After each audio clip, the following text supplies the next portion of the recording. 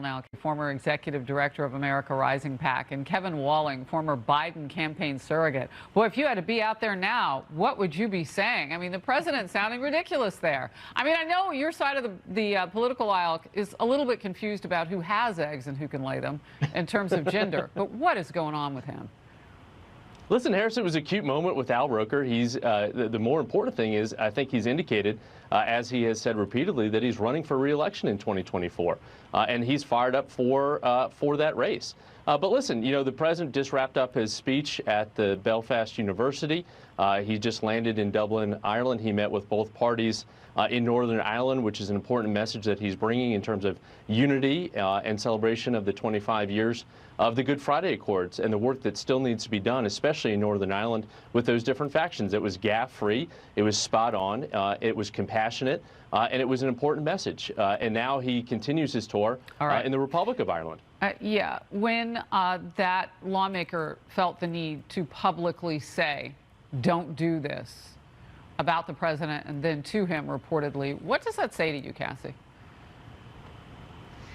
Yeah, well, just as Kevin had to point out right there, it was gaffe-free. The fact that that is even something that we point out in the President of the United States remarks just tells you that people expect him to make mistakes. They expect him to say things that they're going to have to clean up after.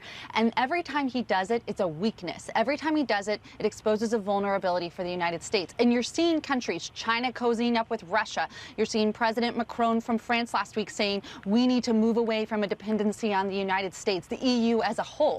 And he took some blowback in his own right from those comments. But the fact that leaders abroad see our president as a weak leader, and that's an opportunity to exploit that vulnerability, that's bad news for Americans and for America. And that's the bigger problem that these gaffes expose. Well, I'm curious to see what you'll say about this, Kevin. Another state Democrat in Louisiana just jumped ship to join the Republican Party, further cementing the party's stronghold in that state. State Representative Jerry Lancome announced his move on Monday. He didn't offer a reason at that point. He follows State Representative Francis Thompson, who switched recently and gave up the GOP and gave the GOP a supermajority. North Carolina Republicans now also have veto-proof power after State Representative Tricia Cotham announced she was joining the Republican Party. Just last week, Cotham said the Democratic Party has become unrecognizable to her. Observers are calling it a political earthquake. North Carolina Republicans are now pushing ahead with school choice legislation and other education reforms opposed by Democrats. Kevin, can you defend that? Why are they leaving? Well, my friend Cassie will have to tell me if this is part of a secret Republican plan to increase their ranks because they're not doing too well at the ballot box when it comes to voters. But listen, I think it's more of an indication of the political standing of these particular lawmakers. Nearly 150 elected officials have changed parties in the last 20 years or so. This is something that's actually more routine than ever. And I think what you're seeing is the Democrats becoming Republicans are in states where Republicans have control. They want more power. They want to be able to, you know. But you're supposed to be able, as a politician, to talk to everybody. Cassie, he asked you a direct question, though. And so, Kevin, I want her, with the time that we have, to give Cassie a chance to answer your question.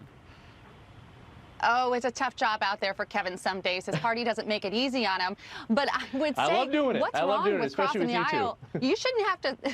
You shouldn't have to switch parties. You could just switch your vote. If you don't agree with where your party's position is, you should be able to switch your vote. But the fact that they are done carrying the water for their party, particularly the National Democrats, who are focused on all of these issues that are turning a blind eye to the issues that are actually at peril in our own backyards, being able to afford your groceries, being able to have a say over the curriculum in your children's school.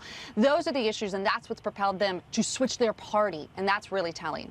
Wow, that is, because those are almost immutables right now for Democrats. They're really, really hard to change. Kevin Walling, we like having you too.